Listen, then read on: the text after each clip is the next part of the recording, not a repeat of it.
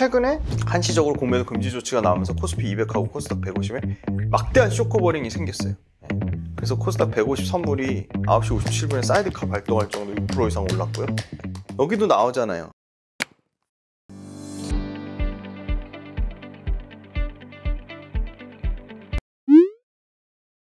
말씀드리고 싶은 부분이 하나 있는데요.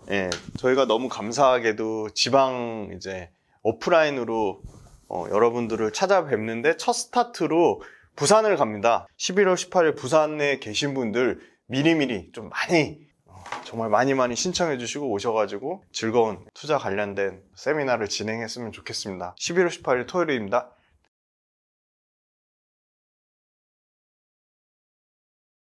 네, 안녕하세요. 김지훈의 훈훈한 주식입니다.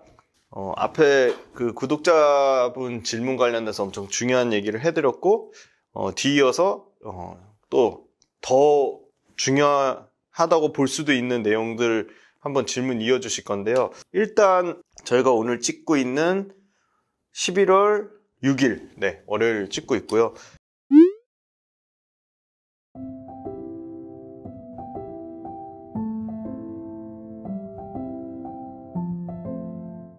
이거 투자 아이디어 관련돼서는 뭐 사실 밤새서 얘기해도 모자랄 정도로 너무 중요한데요.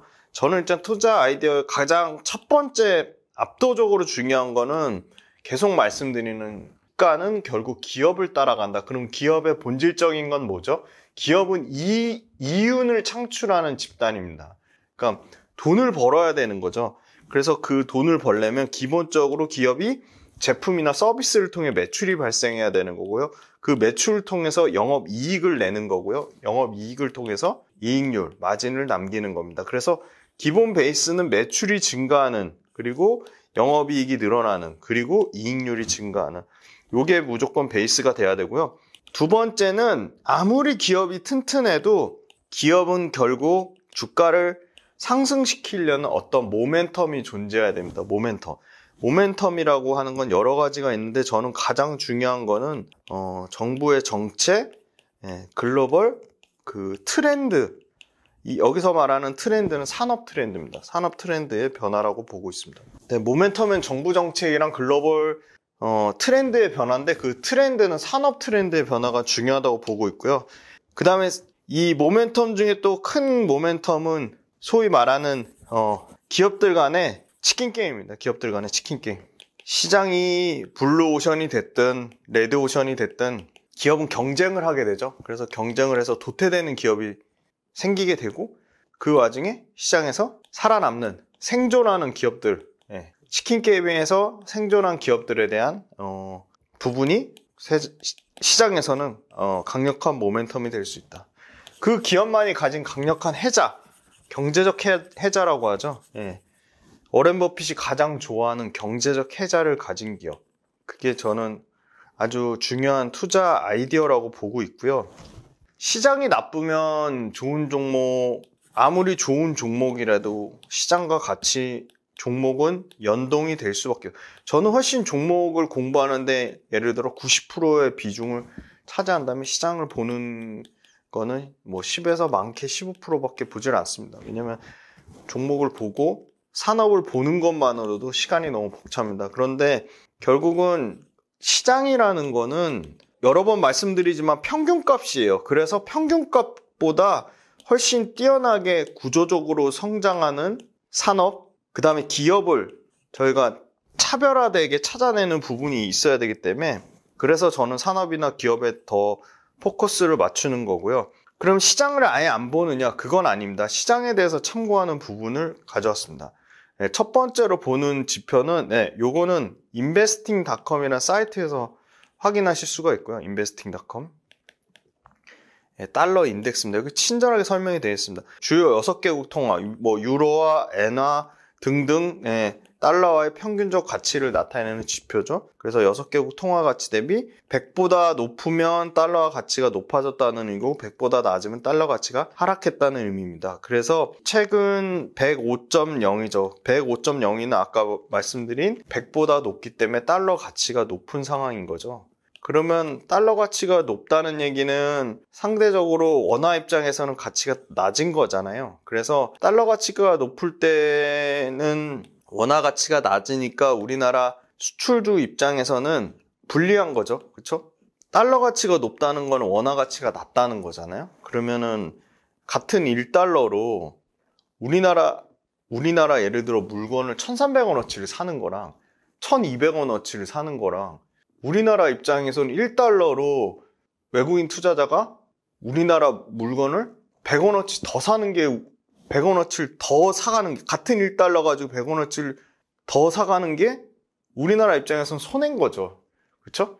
우리나라 원화 가치가 높아서 1달러로 조금밖에 못 사가야지 우리는 이득인 거잖아요. 그렇죠? 맞죠? 그래서 달러 가치를 보고요. 달러 인덱스 100을 기준으로 하는 달러 가치를 보고요. 그러니까 달러 가치 플러스 당연히 원달러 환율을 보겠죠.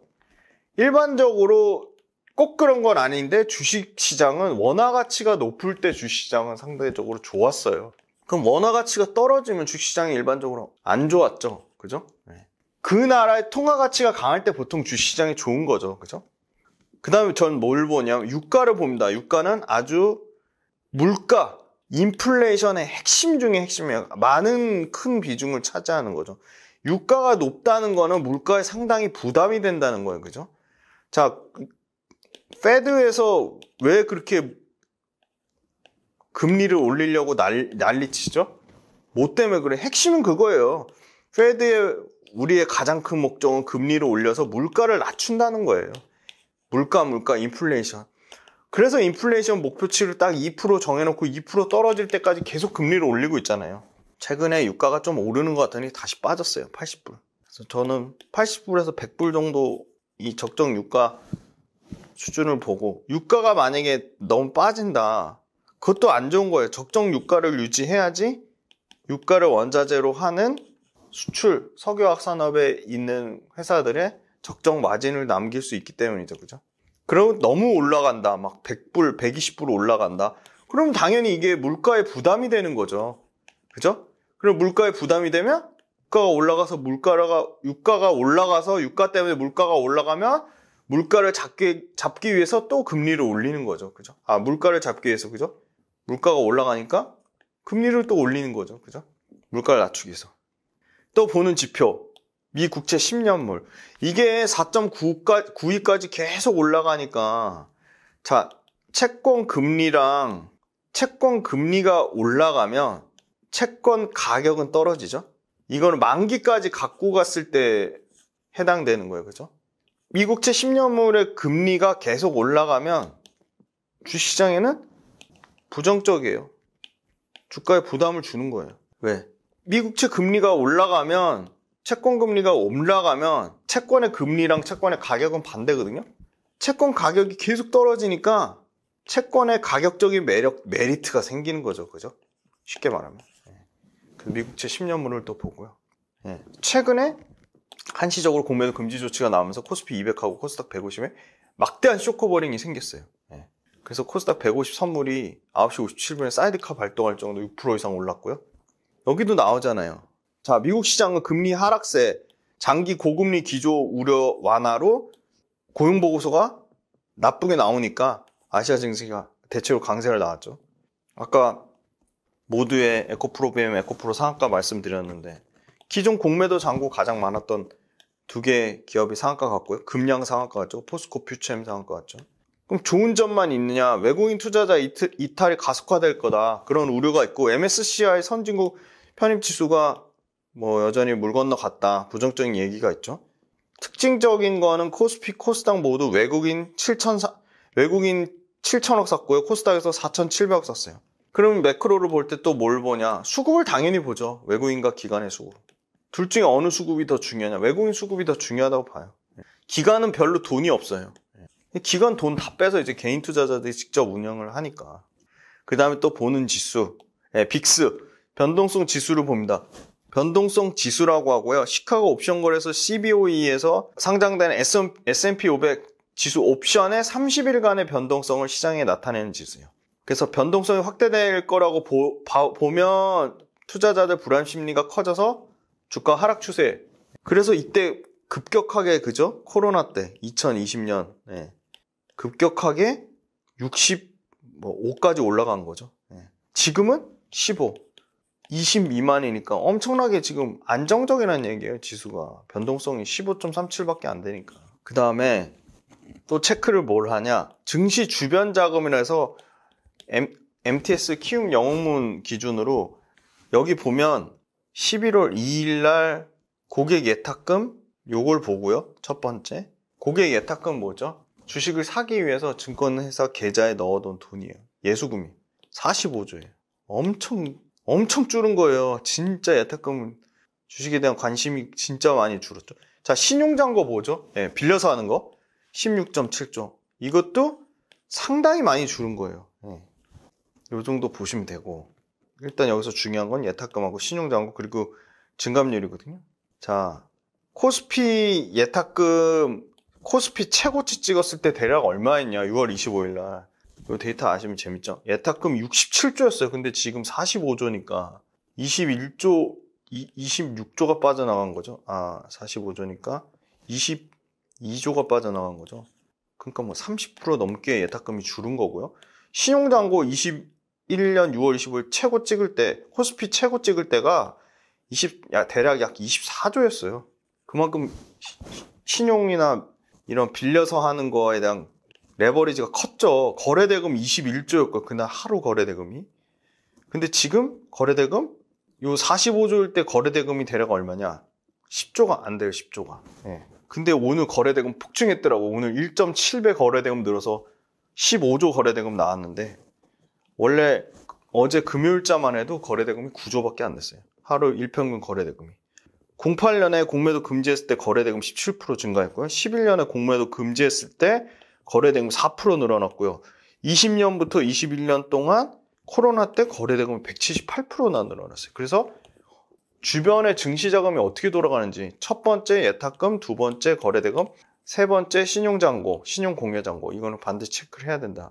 고객 예탁금 월별 추이 보면 7월 달만 해도 그나마 낮죠. 56조 정도 있었는데 10조가 줄어들었죠. 46조. 근데 다시 늘어날 거로 봐요. 왜? 오늘 터졌죠. 거래대금이. 신용거래융자. 불과 한 달 전만 해도 20조 넘었죠. 20.5조였죠. 근데 16조 때까지 떨어진 거예요. 신용융자 잔고 줄은 거는 나쁜 게 아니에요. 그죠? 어떤 의미예요?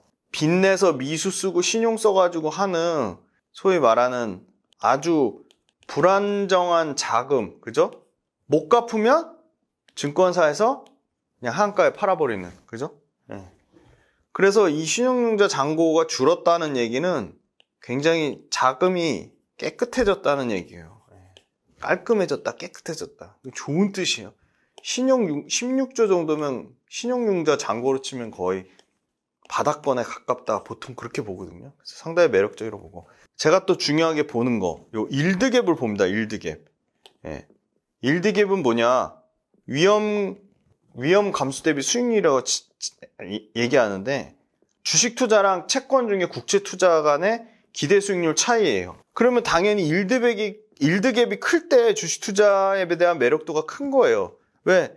주식 투자가 채권 투자의 기대 수익률보다 훨씬 더 클 때 일드갭이 크거든요. 어떻게 구하냐면 이거 너무 재밌어요. 12개월 선행 EPS, 12개월 선행 PR을 역수를 구한 다음에요. 국고채 3년물 금리의 차이를 뺀 게 일드갭이에요. 자, 일드갭은 뭐라고요? 12개월 선행 PR의 역수에서 국고채 3년물 금리를 빼면 돼요. 그래서 제가 또 계산을 또 친절하게 해왔습니다. 11월 3일 코스피 기준 KRX 데이터에 가시면 17.76배가 나오고요. 그걸 역수를 하면 5.63이 나와요. 그리고 한국은행 들어가셔서 고시금리 보시면 23년 11월 현재 3년물 국고채 금리가 3.979%예요. 그거 빼면 1.6516. 그러니까 채권보다 일드갭이 1.65밖에 안 나는 거예요. 그러니까 코스피 자체는 매력도가 상당히 낮은 거죠. 높았을 때 어느 정도까지 높았냐? 2016년 7월 달에 코스피 일드갭이 8.6이었어요. 그러니까 코스피랑 채권 수익률 차이가 8.6%나 차이가 난 거죠. 그래서 이제 그 거래대금 볼 수 있는 거는 MTS 0784 화면에서 0784 화면 보면 여기 거래대금이 나옵니다. 그래서 오늘 거래대금이 8조대에서 15조까지 70% 이상 늘었다. 이 정도 체크하시면 되겠습니다.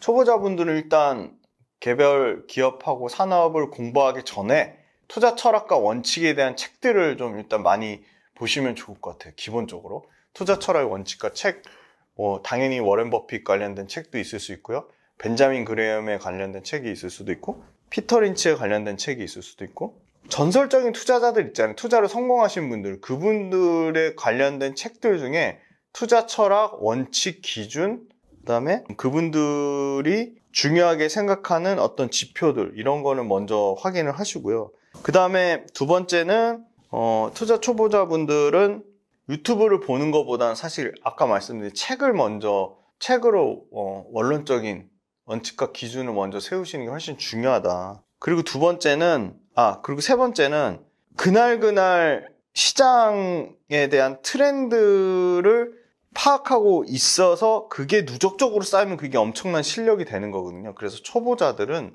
뭘 하시면 좋냐면요. 이거 제가 계속 했던 건데, 이 알짜 팁 노하우를 알려드리면, 그날 지수, 아까 말씀드린 제가 알려드린 지표만 일단 먼저 다 기록을 해보시는 거예요. 11월 6일 기준으로 미 국채 10년물 금리가 몇 프로였다. 유가가 WTI 기준 얼마였다. 그 다음에 증시 주변 자금 중에 고객 예탁금이 얼마였다. 그 다음에 신용융자 잔고가 얼마였다. 그날 11월 6일 기준 변동성 지수, 빅스 공포지수가 얼마였다. 그 다음에 그날 외국인하고 기관은 얼마치를 샀다. 개인은 얼마치를 팔았다. 수급. 그 다음에 또 뭐가 있을까요? 그날 어떤 종목이 상한가를 기록했다. 하한가를 기록했다. 그거에 대한 이유를 각각 이유를 써보시고, 그거를 매일 하시면 얼마 정도 해야 될까요? 최소한 1년을 하셔야죠. 1년을 하시다 보면, 이런 때는 시장이 이런 게 강했구나. 이럴 때는 이런 이슈가 나왔구나. 이럴 때는 바이오가 강했구나. 이럴 때는 2차 전지가 강했구나. 이럴 때는 반도체가 강했구나. 그런 시장 돌아가는 트렌드나 흐름을 매일매일 일종의 내가 매매를 하든 안 하든 시장 일지를 기록하는 거예요. 네, 시장 일지를 기록하는 거예요. 아까 증시 주변 자금 흐름, 외국인 기관 수급, 각종 매크로 지표, 그 다음에 그날 강했던 종목, 그런 이유들을 매일매일 기록해서 그거를 나만의 투자 전략과 관련된 데이터로 쌓아 놓으시면 그게 엄청난 내 무기가 되고요. 그 다음에 네 번째는 내가 초보 투자자니까 이제 매매에 대한 자신이 없잖아요. 그래서 보초병이라고 하거든요. 내가 이 종목에 대해서 투자 일지를 기록하면서 인상이 깊었다. 그러면 그 종목들이 어떤 가격의 흐름을 보이는지, 한 종목을 보초병 보낸다, 정찰병 보낸다고 하거든요. 보초병, 정찰병을 보내서 그 한 주 산 회사의 가격의 흐름을 쫙 한번 모니터링 해보시는 거예요. 그래서 그 모니터링 흐름을 보여서 1년 동안 나는 투자일지를 이렇게 기록했는데, 이 투자일지를 기록한 거를 바탕으로 내가 보초병을 사봤더니 이 투자일지에 따라 가네? 아니면 반대로 가네? 아니면 투자일지에서는 시장이 강했는데 그 시장보다 약하네? 제가 매달 지수보다 초과 상승하는 업종이나 종목에 대해서 말씀드리잖아요. 그거를 말로만 하는 게 아니라 실제 종목을 사서 실천을 해보시는 거예요. 그렇게 해가지고 실전 투자는 최소한의 비용으로, 실전 투자 나 그거 한 주도 손실 나는 거 너무 무섭고 두렵다. 그럼 증권사에 모의 투자 기능이 있어요. 근데 모의 투자를 해서는 절대로 돈을 벌 수가 있어요. 내 돈이 깨져 봐야지. 확실히 모의 투자랑 실전 투자는 다릅니다. 그래서 실전 투자로 한 주씩만 사세요. 한 주씩만 사가지고 그 가격의 흐름 보시는 거, 그거 엄청 중요하고, 그 다음에 아까 말씀드린 각종 지표들 있잖아요. 각종 지표들을 매일매일 체크를 해서 매일매일 내 거로 데이터화해서 머릿속에 넣으시는 거죠. 그리고 나만의 투자 일지를 정리하시는 거예요. 그리고 틈틈이 아까 말씀드린 투자 관련된 대가들의 책을 보면서 그것도 원칙이나 기준을 세우는데 기준점을 잡고 매매 대가나 또 예를 들어 국내 관련돼서는 최근에 그 뉴욕생명 CIO 지금 800조 넘게 850조 가까이 굴리는 윤재성 CIO님의 책이 또 있습니다. 그거 만약에 그거 나중에 기회 되면 그 책 한번 꼭 소개해드리고 싶네요. 한국경제신문사에서 이거 보고 얘기해줬으면 좋겠네요. 아무튼 그 책, 뭐 그런 책들, 원론적인 책들을 보시고 전설적인 투자자들의 원론적인 책을 보시고 얘기를 하셨으면, 원론적인 책을 보고 그거를 바탕으로 원칙과 기준을 세워두자, 명확하게. 그리고 실전 매매를 한 주씩 해보자. 그 다음 세 번째는 나만의 투자 일지를 작성해보자. 네, 그렇게 말씀드리고, 그렇게 해서 어느 정도 이제 그 감이 생기시면 그때부터는 막 개별 종목을 얘기하는 유튜브를 보시면 상당히 이거에 대해서 좀 판단이 명확하게 쓰실 것 같고, 투자 초보자들이 처음에 하지 말아야 될 거, 소위 말하는 그 주식, 저만 해도 전업 투자자임에도 불구하고 차트보다는 훨씬 더, 아무래도 차트를 엄청 중요하게 생각하긴 하는데 차트를 무시하지 말라는 얘기가 아니고요. 우선순위에 있어서 아까 말씀드린 그 네 가지를 충분히 먼저 내공을 쌓으신 다음에 그 다음에 차트 기술적 분석인 부분을 공부하셨으면 좋겠습니다. 차트나 기술적 분석을 먼저 하시는 거는 상당히 리스크가 있다. 대부분의 유튜브를 보면 차트나 기업적 분석 얘기를 굉장히 많이 차트, 기업적 분석을 많이 치우쳐서 얘기하시는데 그거는 초보자가 보신 측면에서는 실패할 확률이 매우 높다고 보고 있습니다. 그래서 그런 부분 좀 유의해 주셨으면 좋겠습니다.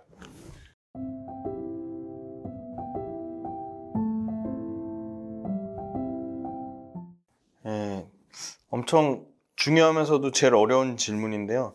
사실은 코스피 지수 기준으로 싼지 비싼지를 판단하는 강의 때 오신 분들은 한번 들어서 아시겠지만, 이익에 대한 변동성은 사실 자산가치의 변동성보다 훨씬 크기 때문에 이익의 변동성보다 자산가치의 변동성으로 밸류에이션을 한 PER은 시가총액을 그 회사가 벌어들인 총이익, 당기순이익으로 나눈 게 PER이지만, PBR은 그 회사의 시가총액을 그 회사의 자산총계로 나누면 이게 PBR이거든요. 근데 PBR 기준으로 코스피가 0.8배에서 1.3배 사이를, 꼭 그런 건 아닌데 보통 이 구간에 있는데, 오늘 주가 빼고 오늘은 급등이 나왔으니까 금요일 종가 기준으로 0.84배예요. 0.8에 가깝죠. 그래서 저는 상당히 저점 구간에 온 것은 요 PBR로 확인이 일단 되는 것 같고요. 0.84배라는 PBR 값이 의미가 있는 것 같고, 두 번째는 아까 말씀드린 중요하게 보는 신용융자 잔고. 신용융자 잔고가 신용융자 잔고 빌려서 하는 건데 보통 20조에서 많게는 23조까지 갈 때도 있고요. 근데 지금 16조 7천억까지 줄었다는 거는 상당히 증시 주변 자금이 좀 깨끗해졌다.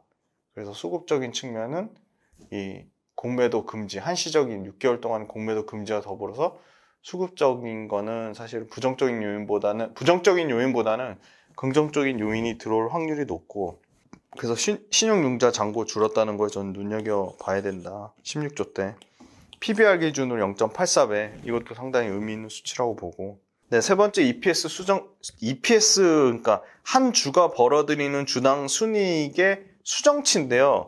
EPS는 사실은 계속 연초부터 전망치가 낮아져서 대략적으로 약 20% 넘게 EPS가 낮아졌죠. 3분기 실적 계속 나오고 있는데 3분기 실적까지 감안하면 여기서 더 EPS가 떨어질까? 그러니까 추정치가 떨어질까?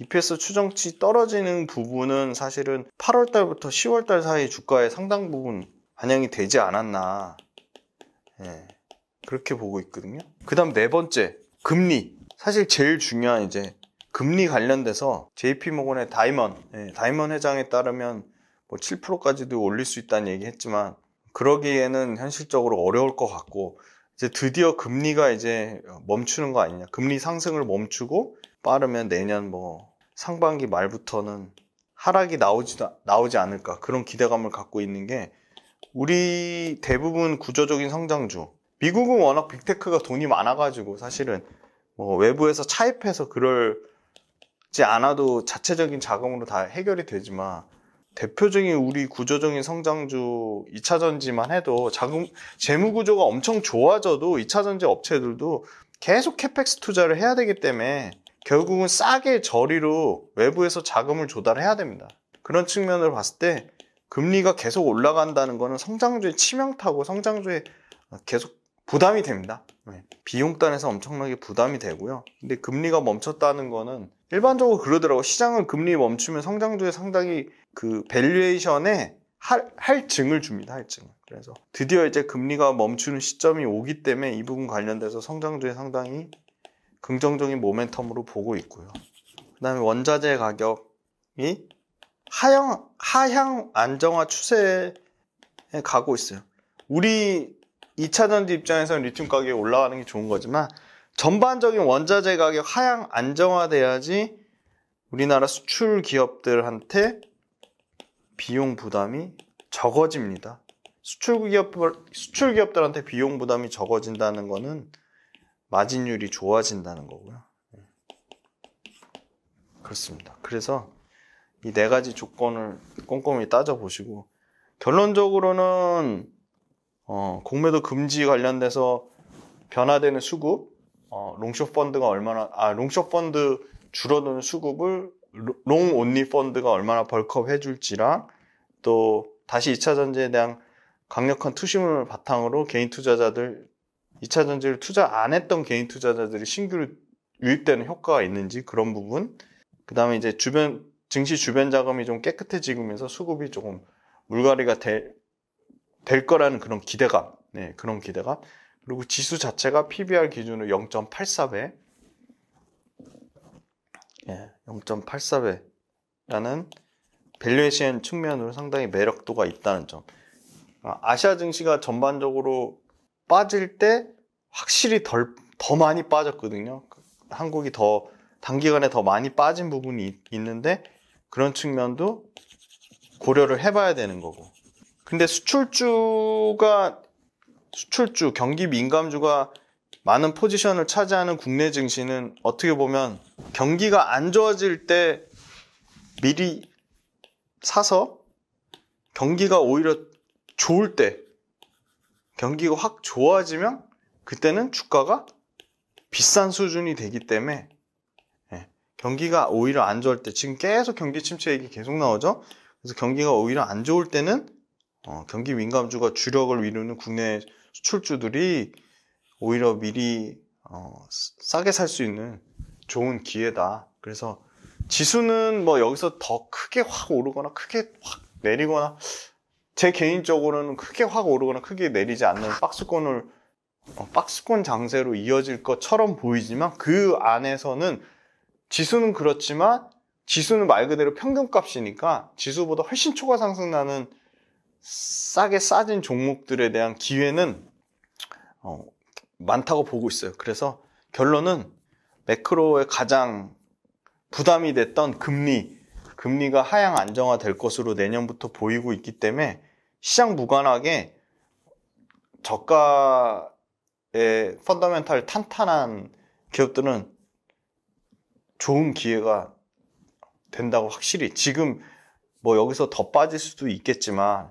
뭐 주가는 어찌됐건 확률적으로 단기보다는 중기보다는 장기가 수익을 낼 확률이 높기 때문에 그러면 장기적인 측면으로 봤을 때는 지금의 주가 펀더멘탈이 탄탄한 개별 기업들 아까 말씀드린 모멘텀이 결합된 매출과 이익이 증가하는 기업들의 현재 주가 수준은 매력적이다. 그래서 매크로보다는 산업보다는 기업을 봤을 때 기업을 투자하는 관점은 저는 아주 긍정적이라고 보고 있습니다. 지금 이 가격에 안 사면 도대체 어느 가격에 살 수 있는지.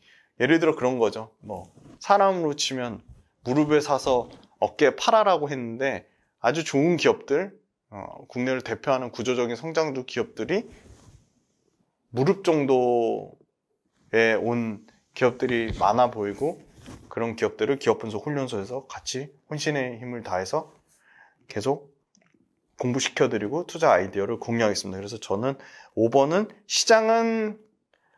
시장은 바닥을 다졌다기보다는 그냥 박스권 장세지만 그 안에서 종목과 산업에서 아주 차별화된 포인트가 나올 거라고 보고 있습니다. 굉장히 중요한 구독자분 질문에 대해서 조금 자세하게 설명드렸는데, 앞으로도 구독자분 질문 중에 아주 중요한 꼭 이거는 해드려야겠다고 하는 것들은 또 모아가지고 드릴 거고요. 그리고 팩트에 관해서 틀렸다고 지적해 주시는 분들한테도 바로 답변을 못 드리는 내용이 있으면 제가 찾아보든 뭐 네트워크를 통해서 알아보든 답변을 드릴 거고요. 부산 강연 아까 11월 셋째 주 토요일입니다. 11월 18일. 그때 많이들 와주셨으면 좋겠고요. 오늘 지금 늦은 시간에 같이 열심히 고생해준 팀원분들한테 감사하고, 또 이번 주 한 번 더 또 2차전지 이슈 체크로 한번 다시 찾아뵙도록 하겠습니다. 장시간 동안 유튜브 열심히 들어주셔가지고 감사합니다.